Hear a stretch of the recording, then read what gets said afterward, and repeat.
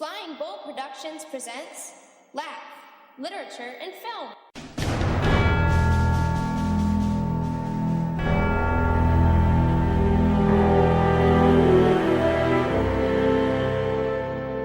Welcome to the special edition of LaF. LaF goes to the Oscars. Today's film is director Steven Spielberg's Bridge of Spies. Co-written by Matt Charman and Joel and Ethan Coen, this period picture takes us back to the height of the Cold War to dramatize a prisoner exchange involving the downed American U-2 spy plane pilot Gary Powers and a KGB spy arrested for espionage. The taut thriller stars Tom Hanks as James Donovan, Amy Ryan as his wife Mary, and nominated Best Supporting Actor Mark Rylance as the Soviet spy Rudolf Abel. In addition to Best Picture, this film has earned 5 other Oscar nominations, including Production Design and Original Screenplay. Join us now as the LaF Podcast travels to Berlin's Glienicke Bridge in 1962 to review Bridge of Spies.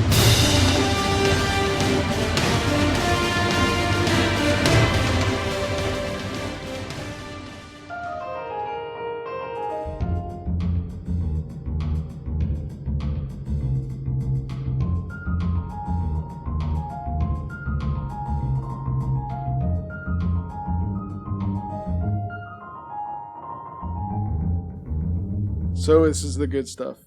Yes. The award-winning good stuff. What did you think of this movie, Bridge of Spies? I liked it. Didn't love it. I enjoyed it. Tom Hanks is always fun. Steven Spielberg always delivers a fine film, I think. I think he got nominated, or I think this movie got nominated because it's Spielberg, and they needed some history in these in this year's round of awards. You always seem to like to have the period piece. Well, you got that with Brooklyn. Yeah, but that's not historically. That's not an actual based on real events. Right. I don't know. I think this would have made it in the other year. This is in the top half of the 8 movies that have been nominated for Best Pictures, I think. It's not bad. I like it. I don't love it. I mean, if you say, "What is this one of the top 8 films of the year?" Sure. I'd like to imagine, though, when you have all your Best Picture nominees, you feel that all of them have a shot at winning. I don't feel that this has a shot at winning Best Picture. Well, you don't have that. You don't have that with 3 or 4 of the other ones. I know, but in my mind, that's what I would like. I so guess that's good. What'd you think of this? I admired it. I admired its technical prowess and the way that the story is told and the screenwriting. I liked it as an examination of a screenplay. A lot of the visuals were really good. I liked its accuracy. I liked the performances of Tom Hanks. I liked the performance of Mark Rylance, but I want to talk about the fact that he was nominated for Best Picture, or Best Supporting Actor. There's some things that bother me about the character of Donovan, but that has nothing to do with the movie itself. I guess it does have a lot to do with the movie itself, but it doesn't have to do anything with the movie's worth. I guess there are things that problems I just have in general with shysters. Yeah, but it's interesting you call him a shyster. I think the interesting thing is he's so good at convincing other people of what to do. He gets convinced an awful lot about what he should do. That's a contrivance. That's not completely accurate also. Yeah, okay. In terms of the plot, there are a lot of contrivances in the screenplay, which I admire, but they stick out also. So for me to notice them, they become, I don't want to say tropey, but Spielbergian, I guess is the best way to describe it. He relies on running jokes, running lines, through lines, and then melodrama. I think he wants to make melodramatic points in key decision areas in the movie that are just a little bit over the top for me, and it's not subtle. This is not a subtle movie necessarily. Not that it has to be. Spielberg can tell whatever kind of movies he wants to tell. But I find this and Lincoln are in around the same area of my. In fact, I think I like this a little bit more than I like Lincoln, just because it's not as showy. Maybe Lincoln did not work for me. I've tried to watch that movie a couple times, and I keep falling asleep during it. Oh, well, that's because you're lazy. No, I just doesn't work. Doesn't work. That happened to me in this movie. I fell asleep the first time I started trying to watch it. No, yeah. Tom Hanks is good. The problem is you start to feel like Spielberg feels any decade of American history is better if we see it through Tom Hanks' character's eyes. Okay. I mean, he's almost showing up too much in Spielberg films now. What other movies are you like referencing through his eyes? Catch Me If You Can. That's the same. Saving era. Private Ryan. Again, that's a pretty good movie. They're all good movies, but it's a little too much Tom Hanks. I'll tell you how this movie works, though, is because of Tom Hanks, I think. Because this movie, to me, conveys the power of ethos. Because when a person has the bearing and demeanor of someone, the abilities of someone like Hanks, then you're able to accept his character of Donovan a little bit more easily than you would have maybe if they'd given a more true-to-life portrayal of him. I mean, his arguments that Hanks make, the arguments that he makes in the movie, come off differently because Hanks is making it.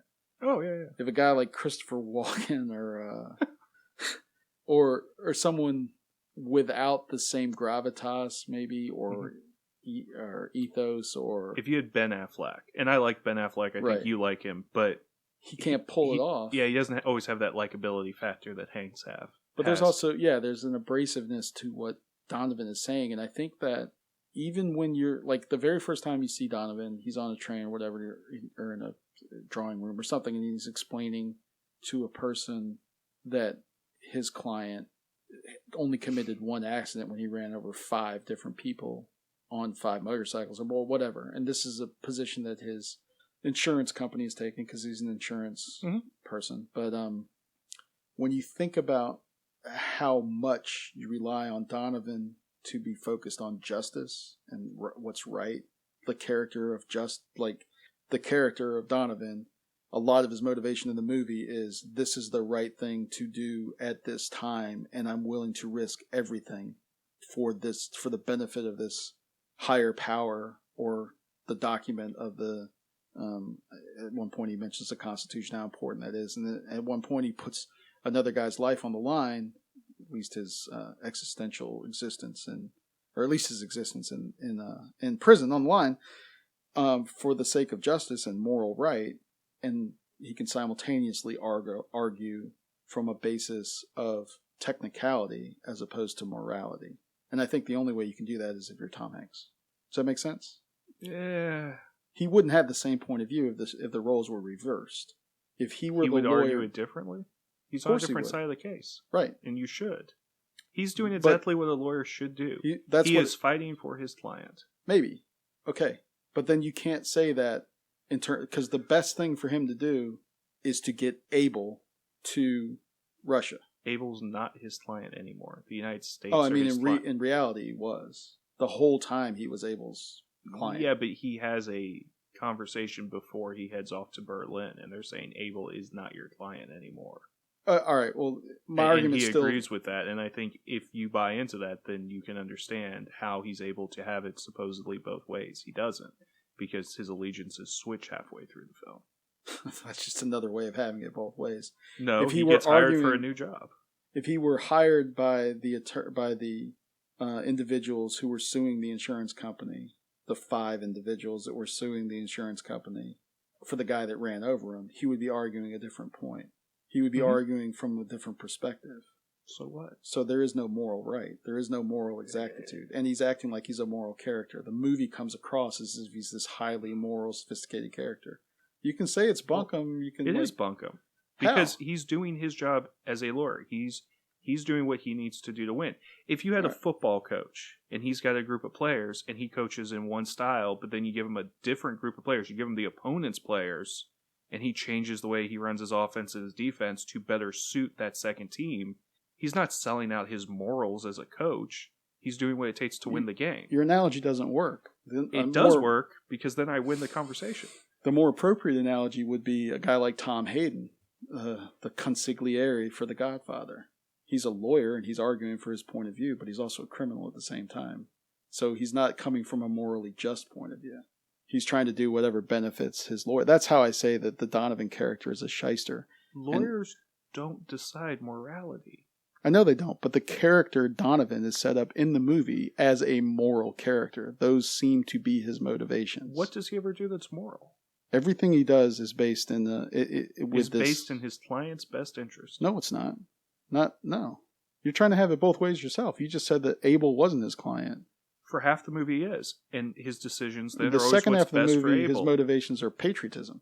Because the government is his client for the second half. We don't even see that he gets compensated for it. Okay, he's doing it as a pro bono favor or whatever, but there is a Out conversation of before morality. he goes to Berlin and he says, Abel's my client. And he's told, no, Abel is no longer your client. They say that in the movie. Yeah. Okay, but... And so then his decisions, you're saying, he's now turned. I agree with you, he's turned. Because Abel is no longer his client. That still doesn't And make he him any still less does of a what's best for shyster in the America. first part of the movie. Get him. He needs to get both these guys back, and he does it. No, he doesn't need to get... America doesn't want the other guy back. They don't want Pryor back. The Some of CIA them do. doesn't... Huh? Some of them do. Not in the CIA. Not the guys that he set up Aren't we against. happy he got two guys back? Aren't we glad that we got the best of both Russia and East Germany? Well, no, I'm not. I don't know. In terms of diplomacy, I have no idea. In terms of Don't you rightness feel and that we got the exactness best and- part of that deal? Yeah, sure, of course. But we don't also know So what the why other don't we underpinnings applaud the were. job Donovan did? I'm not applauding it. I'm just saying the guy's a shyster in real life, and you can't argue that it's a morally just position to say that running over 5 people is just one accident, and you only owe the maximum amount of Morality has nothing to do with being a lawyer.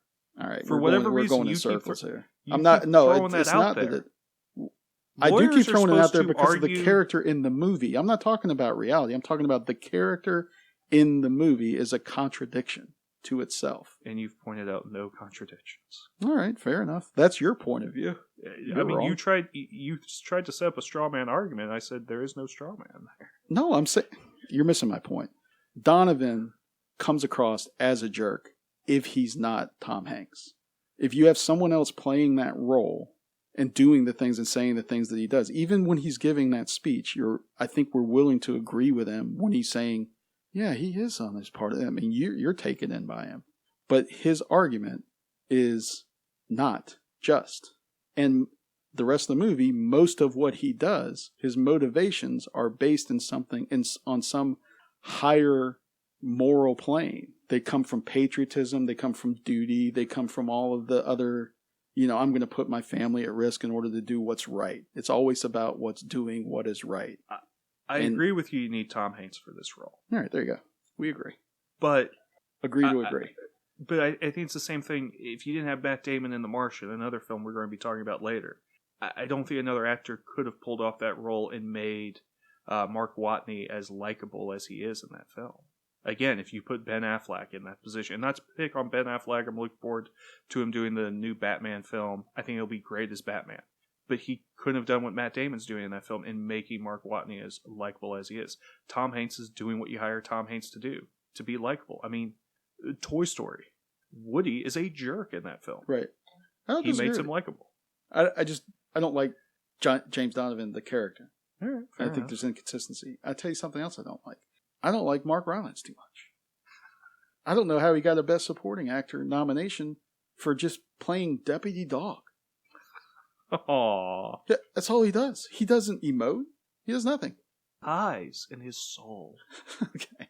That came across for you? I do not understand when you compare his role to Ruffalo in Spotlight, how they're doing the same thing. They're not performing the same actions. Don't you feel for Mark Rylance's character in this No. a little bit? Not you because hate of Mark him from Rylance. the whole time. I don't hate him at all. I think he He's takes a nothing. very unlikable character He's a cipher. and makes him very likable. I think in real life he probably was pretty likable because he lived here for 15 years and nobody messed with him. He's a Soviet spy. I think that there's a power to the position that this guy is just doing what he thinks is best for his country. And then that gets more into the universal truth aspect that we were talking about earlier. How did we do? In there? Not too good. Apparently you're not an American citizen. That's true. And according to your boss, you're not a Soviet citizen either. Well, the boss isn't always right, but he's always the boss.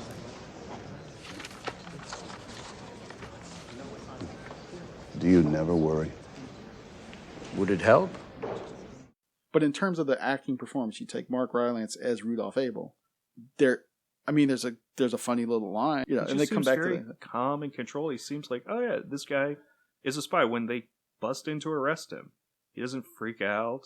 And then he's like, "Can I clean my easel? I don't want the paints to dry." I think they said that he was really like that. And he gets away with it. And he destroys the little code sheet that's there. Again, contrivance. It works. It's great little characterization. And to me, his performance is believable there. I liked him a whole lot better than Austin Stowell, the guy playing Francis Gary Powers. Not that he was bad, but that character had nothing to do. He was just nothing. Yeah, the only reason we want to see him come back to us is because he's an American and we're all Americans. Yeah, in the movie, did you really care if he comes back or not, or were you just more interested in the? We gotta get our boy back. You really? So you had you were no soldier left behind. You were taken over with patriotic fervor. Yeah, exactly. That's the only reason why you care about this character. See, I guess I was watching the movie more on a technical level than again. But Abel, I'm like, emotionally. I kind of like that Russian. He might be fighting against us, but I give him props. Yeah, but in terms of acting, he's not doing a whole lot.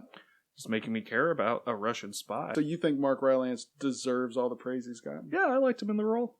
All right, fair enough. You didn't like him? All right, that's fine, too. No, I tell you who I did like, and there wasn't enough of him. Fat Matt Damon. Or Crackhead Matt Damon. Crackhead Matt Damon. What's that guy's name?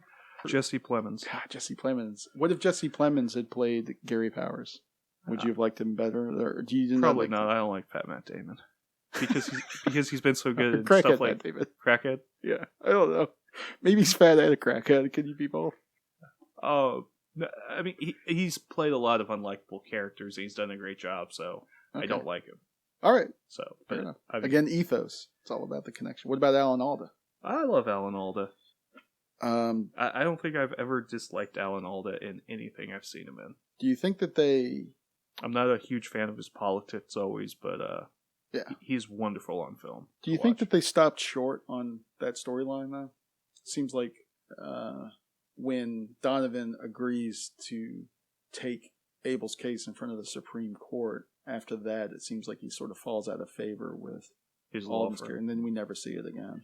Yeah, they kind of back away from that. I mean, there's a lot they kind of don't show of Donovan's career. At the end, when they go, yeah, he saved these two guys, we got him back. But then he went down to Cuba and got 9,000 people. Right. Like, holy crud. I mean... He had to have been compensated some kind. 9,000 people he negotiated. And he was only supposed to go for like 1,100. He comes back with all these extra people. He's awesome. But weren't they all criminals? I don't know. They were in jail. But, yeah, I mean, this is a great story. It's an important part of Cold War history and everything. But 9,000? I was listening to... I was blown away when I saw that in the trailer. In the end of the film. I had to go and Wikipedia the thing and read all about it. Oh, I was listening to the Q&A podcast with the screenwriter, Chapman, and he said the germ of the idea for this movie came from a footnote in a book that he was reading about either Kennedy or the Bay of Pigs. And it said something along him going down to Cuba to get all these dissidents or whatever, these people. And in the footnote, it said who James Donovan was. And he's like, I've never heard of this story. Or he's a British guy, so like, oh, I've never heard of this story. And he decided to write the movie from there. Well, let alone Donovan was involved in the Nuremberg trials. Before that, yeah. I mean, both of those really cool stories, it seems like. Could this be a trilogy? Do you think he was played? No, they already did Judgment at Nuremberg. In the 60s with Spencer Tracy. William Who Shatner. is our generation Spencer Tracy? Tom Hanks. So Tom Hanks plays William Donovan again? He's like the Jason Bourne? Yeah, I could see him returning to this role. All right. I mean, I wouldn't mind watching more Donovan. I liked him. I thought he was a very moral man. That's a shame because he was bad. Steadfastness and sanctimony are not two things I want to eat at the same time. All right, fine. Is this up for any other Oscars? Is it up for production? I think it was up for 3. Anderson at the beginning of the show mentioned that it was up for Best Picture, and I want to say production values and production design. The production design team that created the feeling of the 1960s. That's another highlight. That's a highlight of all Spielberg's films. I said films. Mm-hmm. If you want to see period movies, then Spielberg is going to do them very, very well. Yeah, no, this got nominated for original screenplay, which is weird Right. because Original screenplay. it's based on a historical event. Achievement in music, original score, sound mixing, production design. Does it win any Oscars? No. Really? Yeah, I think it. There are just get so many shut other out. strong ones, and they do that to Spielberg. They'll nominate him for a bunch of stuff and then shut him out in 1 year. Spielberg is shut out again. He still won a lot of Oscars. Oh, and he'll over the probably years. win some more. Yeah, But but I mean, like screenplay, I think there are stronger contenders for that, and we'll talk about that when we do our Academy show. Sound design, Mad Max, I think, runs Mad away Max. with that. A lot of those technical awards are going to be Mad Max, The Revenant. Yeah, So. I mean, even production design, this is good, but we have seen other films do Cold War era. So you think, And they've done it well enough where you're not going, oh, I've never seen this before, this is amazing. do you think Rylance gives a better performance than Rocky and Apollo Creed? Than Stallone? I liked Stallone's performance more, and it's a different role. It's like comparing apples to he's oranges. doing something. I like Rylance. I didn't know who he was before this film, really. Deputy Dog. I want to go see him in more stuff. Fair enough. Maybe that'll happen for this movie then. He'll get more stuff. I know Chapman, the screenwriter, is working on the Patriot Day movie with Mark Wahlberg is producing it about the bombing during the Boston Marathon. And he says he's thinking of it as a historical picture, but he says all these people are still alive. Most of the people in this other movie are sort of dead. So it's a different way of writing, a different series of things to think about. I say of the 8 pictures, this movie ranks, I want to say 4th, maybe just ahead of The Martian, but maybe not. Maybe just below The Martian. It doesn't rank ahead of Mark. I'd put this probably 5, So maybe 6, but I really like all of the nominees this year. I'm not sure that I watched one film where I went, how did this get nominated? So I think this is a good movie to start off on. I'm looking forward to some of the future films we're talking about too, because fair enough. Some we haven't talked about, others we've talked about, and I went, oh, dang it, I forgot to mention this or that or this other thing. I think next up is Brooklyn. Ooh, I like talking about period pieces. That might have been the biggest surprise for me. Came out Fair of enough. nowhere. So our next Oscar nomination, Brooklyn. This has been Bridge of Spies. What did you think of today's review? Did the guys get it right? Or are you wondering what movie they watched? Send in your review by emailing the show at thelaughpodcast@gmail.com, tweeting at the LaF Podcast, or messaging us on facebook.com/thelaughpodcast. We will read the best ones on a future show. all right, so that was John Anderson, our announcer. If you want to get him on your show, you can contact him at hawk1man@yahoo.com. That's Hawk, the number 1, and then man with 2 N's, because that's the only way to have it at yahoo.com. Thank you, John Anderson. Next time, Brooklyn. For Mr. Two Frames over there, I'm the L Train Pox at Bonham, everybody. There be dragons.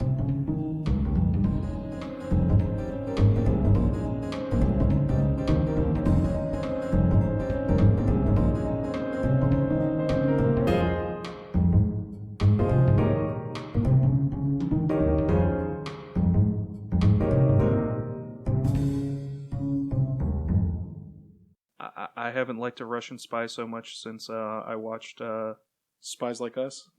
Kevin Costner. You what? There's a movie called Kevin Costner. No, since I saw Kevin Costner. Nowhere to Run?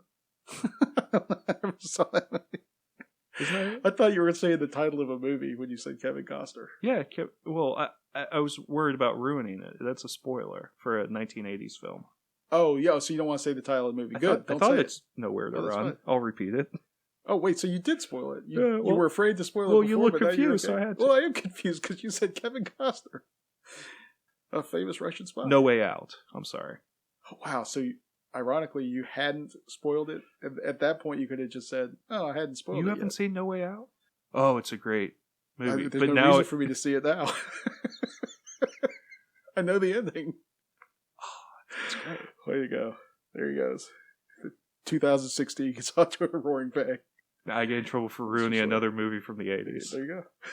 I think that's like 87 or so. There are some hot Russian spies and Spies Like Us. How long after a movie comes out can I spoil it and not get in trouble for spoiling it? I think when you had several opportunities not to spoil it, yet you continued. No, on I mean, and decided is to there spoil it? statute of limitations? Like, It if I give depends. away a plot twist from a movie in the 1950s, am I a jerk? Yes. If the question is, am I a jerk? No matter what precedes it, so the answer is always going to be yes. So I should not explain what happens in Sleepaway Camp. No, you already did that. That was last year's. Yeah, that was last year. You got really upset about that. Yeah, I got a little sad. All right, so go watch No Way Out. Or not. You don't really have to.